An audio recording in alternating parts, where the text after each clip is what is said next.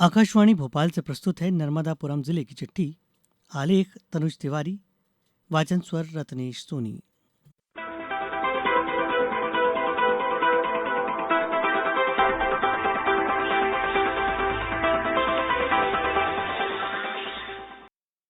जिले में इस समय मानसून फिर सक्रिय हो गया है। रुक रुक कर हो रही बारिश से उमस और गर्मी से राहत मिली है।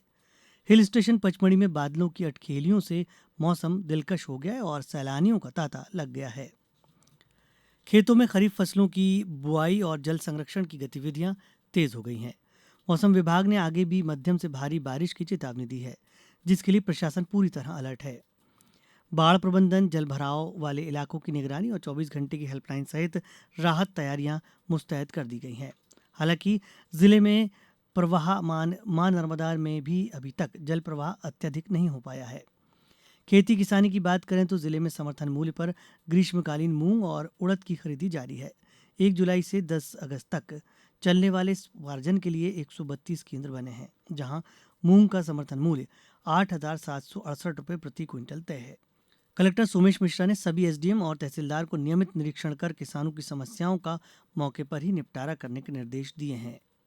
उधर प्रशासनिक मोर्चे पर राष्ट्रीय मानवाधिकार आयोग के सदस्य प्रियंक कानूनगो ने समीक्षा बैठक की।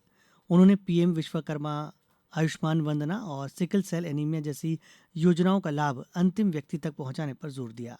उन्होंने दिव्यांगजनों को बैंक लोन से जोड़ने, महिला समूह को खादी गतिविधियों से स्वरोजगार देने और आउटसोर्स सफाई कर्मियों को नियमित वेतन देने के निर्देश दिए।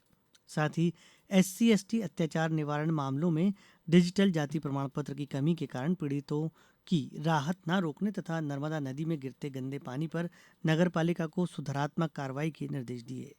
स्वास्थ्य के क्षेत्र में आरोग्यम नर्मदापुरम अभियान के तहत सभी 425 ग्राम पंचायतों में हर बुधवार और शनिवार को मुफ्त स्वास्थ्य शिविर लग रहे हैं।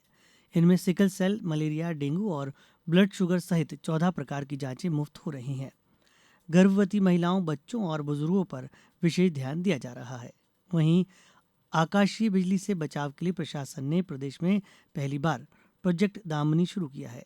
इसके साथ ही मलेरिया की रोकथाम के लिए लार्वा और फीवर सर्वे जारी है और लोगों को पानी जमा न होने देने की सलाह दी जा रही है। जल संरक्षण को जन आंदोलन बनाने के लिए जल गंगा संवर्धन अभियान के समापन पर प्रभारी मंत्री राकेश सिंह ने वाटर हार्वेस्टिंग का आह्वान किया। इसी कड़ी में शुद्ध पेयजल के लिए सजल अभियान के तहत हैंडपंपों की सफाई और क्लोरीनेशन जारी है। आत्मनिर्भरता की ओर कदम बढ़ाते हुए मालाखेड़ी रेशम केंद्र को रोजगार और पर्यटन केंद्र के रूप में ढाला जा रहा है और रेशम की समृद्धि योजना में शहतूत पौधे लगाने को बढ़ावा मिल रहा है। नई पहल के तहत माखन नगर के एमपी एग्रो फॉर्म में मखाना उत्पादन, प्रसंस्करण और मार्केटिंग शुरू की गई है, जिससे जिला मखाना हब बनेगा। साथ ही ड्रैगन फ्रूट की खेती को भी बढ़ावा दिया जा रहा है। नवांकुर अभियान के तहत महिला समूह द्वारा सीड बॉल तैयार किए जा रहे हैं। श्रवण वाक बाधितों के लिए अनुगूंज अभियान में संकेत वाणी ऐप की जानकारी दी जा रही है। उधर पीएम आवास योजना के तहत आवास प्लस 2024 सर्वे का भौतिक सत्यापन ग्राम सभाओं के माध्यम से जारी है। 26 जुलाई को 8वीं पचवड़ी मानसून मैराथन हुई, जिससे धावकों में भारी उत्साह दिखाई दिया और चलते चलते बाद खेल और आस्था की। आज 14 दिनों के अनासर काल के बाद भगवान श्री जगन्नाथ, बलभद्र और सुभद्रा के साथ भव्य रथ पर सवार होकर नगर भ्रमण पर निकलेंगे, जिसके लिए प्राचीन जगदीश मंदिर और डोंगरवाड़ा धाम में तैयारियां पूरी हैं।